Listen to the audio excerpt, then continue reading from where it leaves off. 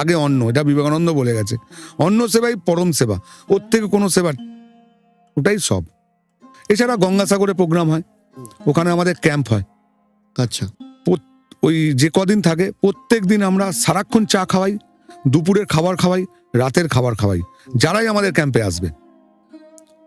এবং most probably আমরা যা প্রশাসনিক লোকদের যারা ওখানে খাটছে সারাদিন ধরে, কারণ গঙ্গাসাগরে একটা ব্যাপার আছে, ওখানে প্রশাসনিক জায়গায় সব আমিষ রান্না হয়, ওরা চায় একটু নিরামিষ খাবার, সব বড়মার ক্যাম্পে আসবে, যত পুলিশ প্রশাসনিক লোক আমাদের ক্যাম্পে এসে খেয়ে যায়।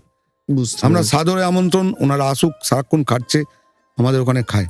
আপনাদের ফিউচার কিছু প্ল্যান আছে এর পরবর্তীকালে?